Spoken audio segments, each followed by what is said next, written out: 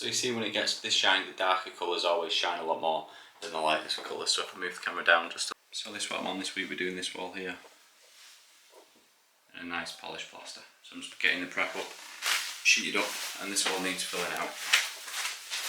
There's a few bits, I don't know if you can see it with the camera.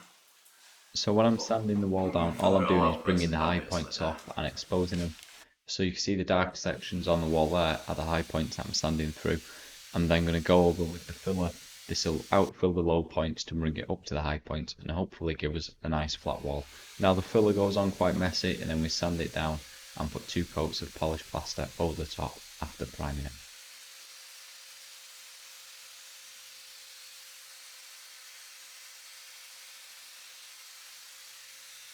So I've just finished sanding down this wall and it's time to put the pre-mixed filler on now. With the sanding, I've hit off the high points and flattened them. Now we need to build out the low points. So we're going to go on with the pre-mixed filler, leave it a day to dry, and then go over with the Venetian plaster. So you can see we've got some high points there. And the tools that I use for this are my skimming blades. So this is the usual big one that I use, my Merker. It needs a bit of a scrape off and a clean. But that's the best one because it's big enough. For smaller areas, use my smaller Elf Decor one. But for the big skimming blade, that's exactly what it says on the tin. I use the big Merker. And then for product, I use this one usually. This is a pretty decent one, to be fair. Anything to spray is decent. So this is putting the filler on with the big blade, and what I do is I roller this on with like a special filler roller that I forgot to show in the video, to be honest, because I'm filming it on my phone as well. So I kept switching between the camera for YouTube and the phone for TikTok and Insta. But what we're basically doing is rolling it on and then flattening it off with the big skimming blade.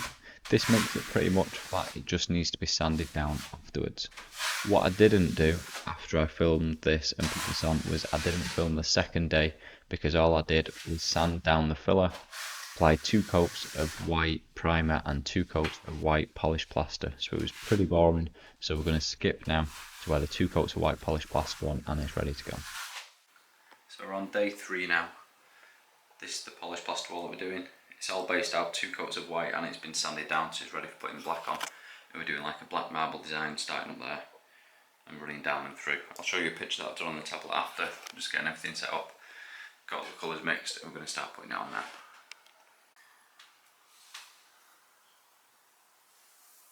At this stage here I'm painting on the veins, so you can see I've got the wall white and I've just got a little bit of paint on a brush, which is just the watered down Venetian plaster, and I'm just roughly drawing where I want my pattern to go. This just helps me see what I'm doing. So we get a lot of questions when applying the polished plaster, which colours do I go on first, and the general rule is we always do the white sections first, polish them, then move on to the lighter colours and then the dark. So I'm going to do the black next inside here once I've burnished these grey bits.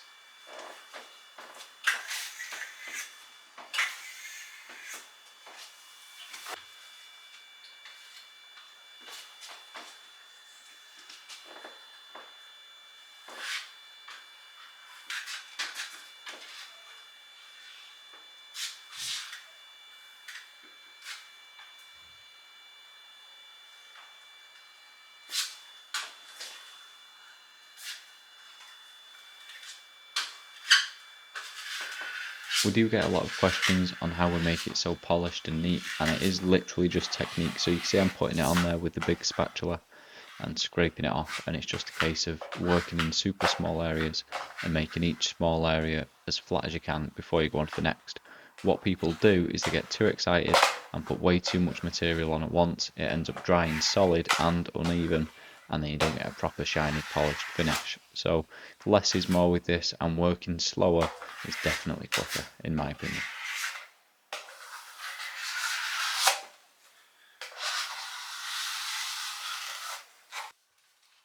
Now you can see, just like we said before, I've got the white sections on first. If you look in the top right hand corner, you can see the spotlight shining a little bit. My grey sections are on, and then I'm going in with my black, which is my darker colour.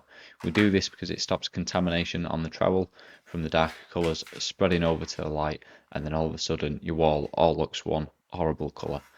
So when you're doing colours, usual rule is start off with light and work your way into your darker colours. You can then blend it. So what I do now is I'll put a little bit of black and a little bit of grey on my trowel at the same time and blend it through. And you can see there I've just added a little bit of white in the middle just to break the black up.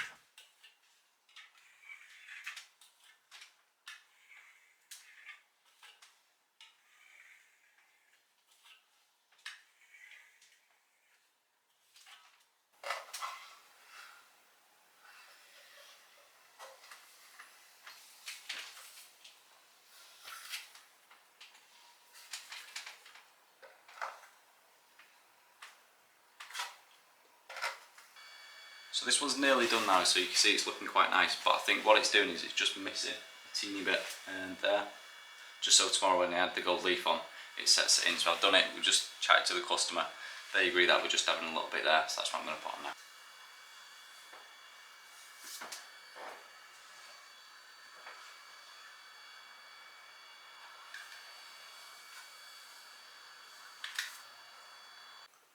So this is the final day, everything's on now, so we just go around polishing.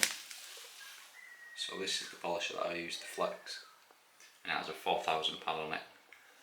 And this just helps shine it up. We do 1, 2, 3 and then 4000 pads on this to get a nice shine. Now don't get me wrong, the polisher does help, but it's not magic. So if your Venetian plaster isn't flat and isn't already shiny, the polisher isn't going to do much. So you need to make sure it's flat and shiny before we use the 4000 pad, because even though it does shine it up, it still needs to be flat in the first place to be able to shine the top thin layer.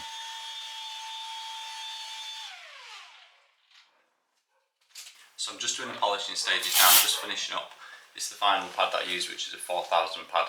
These are actually car sanding pads, but they work perfect for these designs and polishing up the acrylic plaster.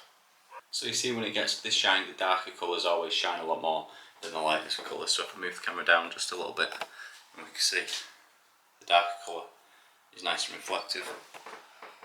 Whereas the lighter colour, like the white, you can't see anything, it's just as shiny. But the darker the colour, the more shine we get on it.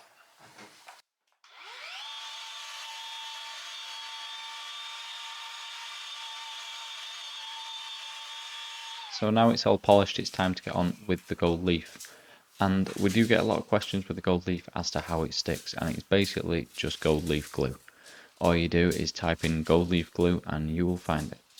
And we basically paint it on first, stick the gold on, leave it for about 15 minutes and then brush it off lightly with our hand. You can use a cloth, and the normal way of doing it is using like a super fine haired brush, but for Venetian plaster it works a little bit differently and it's a bit tougher. So you can see I just brush it off my hand. A microfiber works just as well, and I've put quite a lot of gold on this one because I wanted it to blend through the pattern. I think it looks really nice.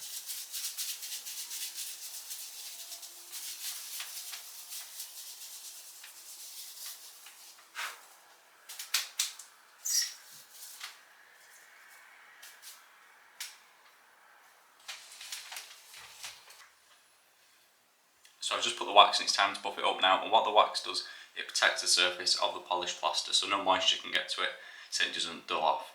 If the polished plaster isn't polished before we put the wax doesn't polish it more, so it needs to be polished before we put the wax on. So the clear wax is on, I'm just going to buff it all up.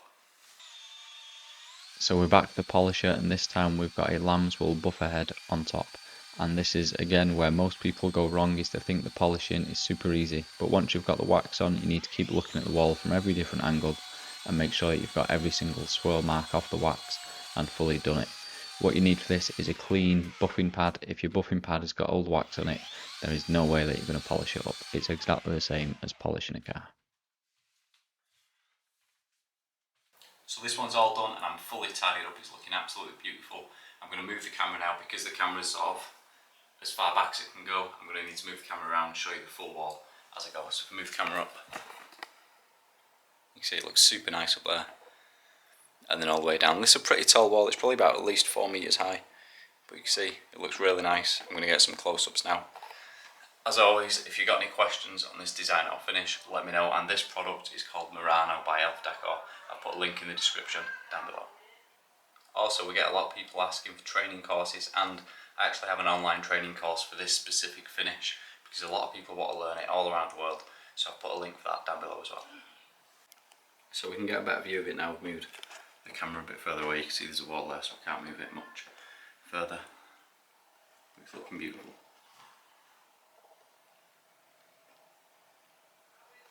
And This is one of the most technical ones that we do, I would say, but it's definitely worth it.